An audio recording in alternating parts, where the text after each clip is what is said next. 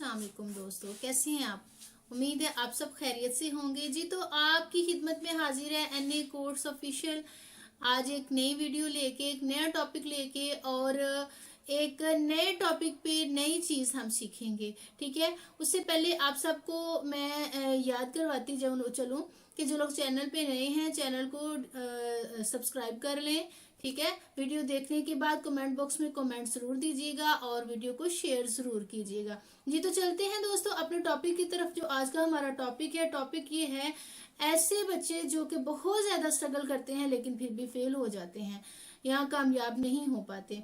हमारे बहुत सारे ऐसे बच्चे होते हैं जो बहुत ज्यादा मेहनत करते हैं, हालांकि वो सारे टेस्ट जो होते हैं उनमें से कामयाब होते हैं, अच्छे मार्क्स लेते हैं, लेकिन आखिर में जाके क्या होता है कि जो एनुअल एग्जाम्स होते हैं उनमें वो अच्छी परफॉर्मेंस नहीं दे पाते। वो उस तरह से टेस्ट या पेपर नहीं हल कर पाते जिस तरह से उन्हें करना चाहिए। फर्ज करें एक क्रिकेट टीम है जी, जिसने सारे जो टेस्ट मैचेस हैं उन्हें विन किया है। ठीक है, और जब फाइनल की बारी आई है तो वो पहले ही 4 ओवर में उसने पहले ही अपनी 4 विकेट्स जो हैं वो खो दी। ठीक है, गिरा दी या गिर गई। और अब जो वो टीम है वो सारे टेस्ट मैचेस तो वो पहले से विन कर चुकी थी, लेकिन जहाँ पे फाइनल मैच आते हैं ना, उनके जेन में एक वो बात बनी होती है कि हमने सारे टेस्ट मैचेस विन किए हैं।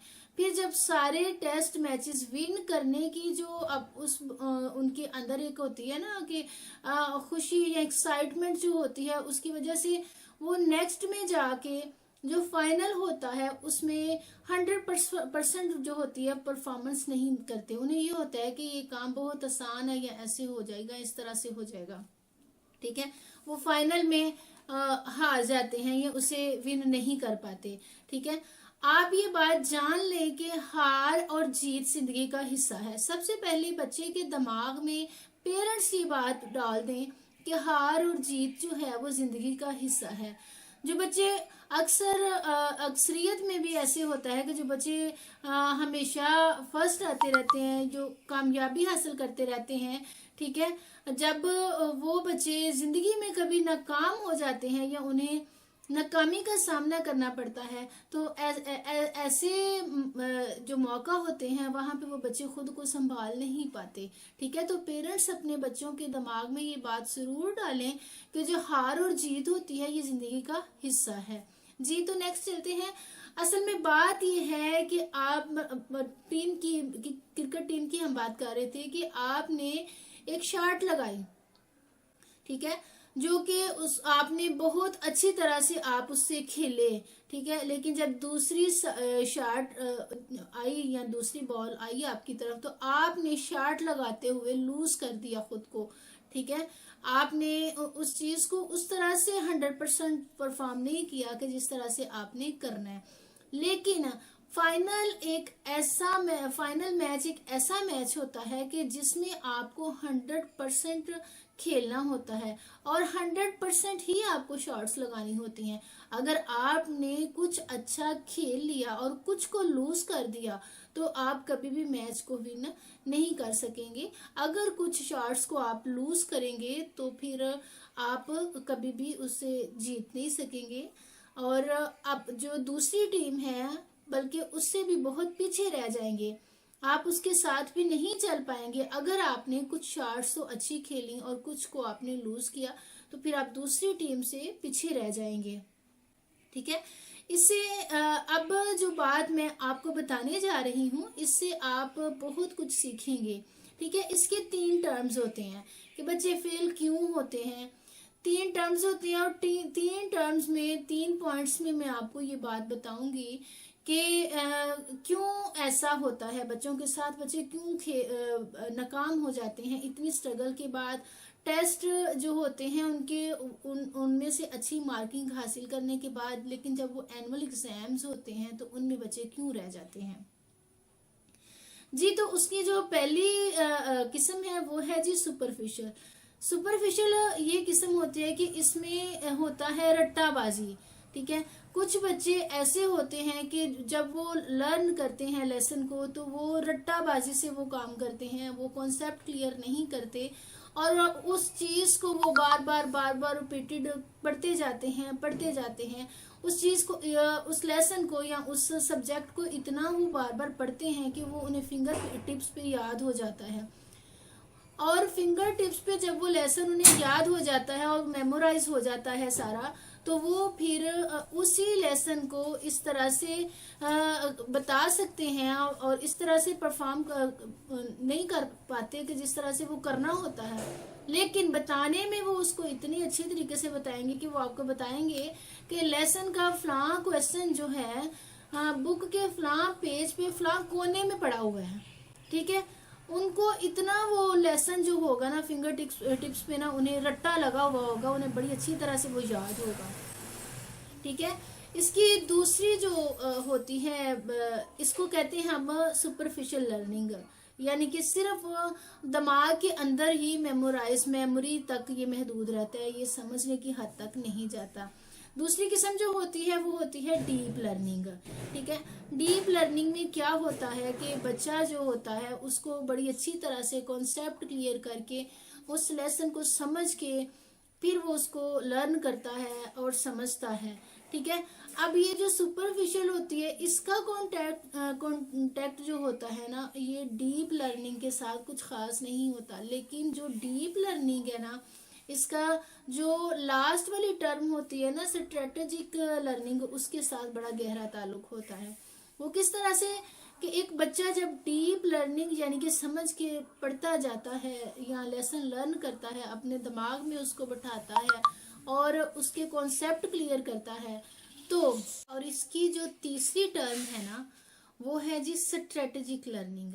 ठीक है, इस टर्म में क्या होता है कि जो स्टूडेंट होता है वो उसे पेपर प्लान करना होता है, यानी वो ये देखे कि पेपर जो है बुक के इस हिस्से से कितने कितने फीसद पेपर आएगा और दूसरे हिस्से से कितने फीसद पेपर आएगा, कितने परसेंट पेपर आएगा।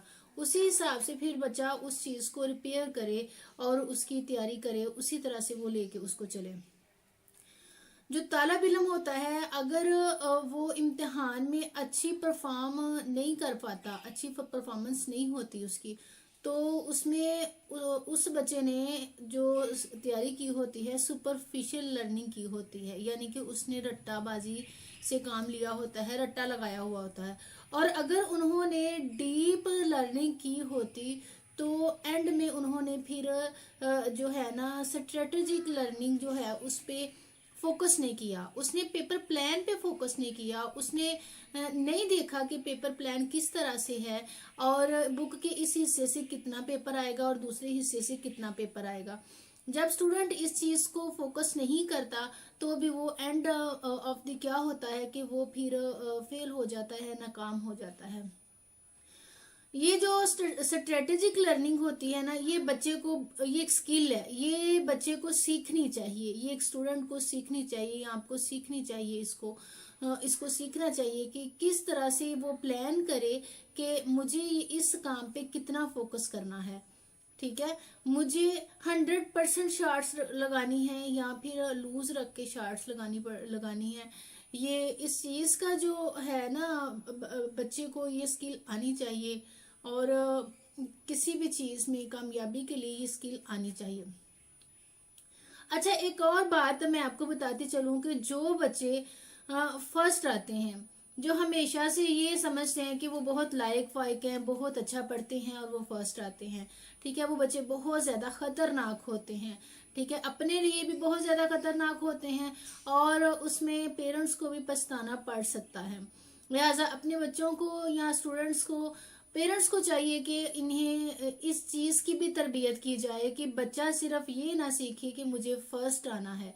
आप देखते होंगे कि अक्सर बच्चे जब छोटे होते हैं ना तो मदर्स बड़े उसे मतलब अच्छे तरीके से अपनी तरफ से या बड़ा उसको ये कह रही होती है कि मेरा बेटा तो फर्स्ट आएगा। अब फर्स्ट जो होता है बच्चा उसी चीज को सीखते हुए वो फर्स्ट आना सीख जाता है कि मैं फर्स्ट आऊंगा, वो कामयाब होना तो सीखता है लेकिन नाकामी का कभी वो सामना नहीं कर पाता। जिंदगी है ये, इसमें कामयाबी और नाकामी दोनों साथ साथ हैं, नेकी और बदी साथ साथ है, अच्छाई और बुराई साथ साथ हैं, नफा और नुकसान साथ साथ हैं। जहां पे हम बच्चों को कामयाब होना सिखाते हैं, वहां बच्चों को नाकामी का सामना करना भी सिखाना बहुत जरूरी है। ठीक है, बच्चों के साथ साथ हमें खुद भी नाकामी का सामना किस तरह से करते हैं और फिर किस तरह से अपने आप को स्टैंड करते हैं, किस तरह से खुद को दोबारा से ट्रैक पे लाने की कोशिश करते हैं, ये चीज आनी चाहिए। ठीक है, अब वो बच्चे फर्स्ट तो आना शुरू हो जाते हैं, लेकिन क्या होता है जब कभी वो नाकाम हो जाते हैं ना, वो बच्चे या इतने दिल बर्दाश्ता होते हैं कि या तो वो पढ़ना ही छोड़ देते हैं, ठीक है ना, या फिर वो मतलब खुद को कोसते हैं, खुद को बहुत ज्यादा डिप्रेस करते हैं। अगर वो पोजीशन नहीं ले सकते, फेल होना तो दूर की बात है, अगर वो बच्चे पोजीशन नहीं ले सकते तो भी वो इतना ज्यादा स्ट्रेस लेते हैं ना, जो कि उनके लिए बहुत नुकसानदेह होता है। ठीक है, बच्चों में ये चीज, ये शऊर जरूर डालें कि कामयाबी और नाकामी साथ साथ है, नफा और नुकसान दोनों चीजें साथ साथ हैं। एक और बात है कि जब आप कुछ बनेंगे, ये बच्चों के लिए बात है, जब आप कुछ बनेंगे, डॉक्टर, इंजीनियर, टीचर, कोई भी पैशन आप जो है एज ए प्रोफेशन आप यूज कर इस्तेमाल करते हैं या बनना चाहते हैं, जो भी आप, ठीक है, तो आप जब बनेंगे कुछ, तो कोई आपको ये नहीं देखेगा कि आप फर्स्ट कितनी दफा आए हैं, कोई आपकी एबिलिटीज ये देखेगा, आपका जो वर्किंग लेवल है उसको देखेगा, उस पर गौर करेगा। कोई ये नहीं देखेगा कि डिग्री में क्या है। ठीक है, किसी हद तक ये चीजें जरूरी हैं, लेकिन इन सब चीजों से आगे जरूरी है कि एक अच्छा कैरेक्टर नजर आए बच्चों में, इंसान में, और उस बच्चे को या उस बड़े को जो कामयाब होता है और कभी नाकाम हो जाए, उससे नाकामी का सामना भी करना आना चाहिए। जी, तो यहाँ तक कि ये थी हमारी वीडियो थी। ठीक है, अपना बहुत ख्याल रखिएगा और अपने इस चैनल का भी ख्याल रखिएगा। नेक्स्ट वीडियो तक के लिए अल्लाह हाफिज।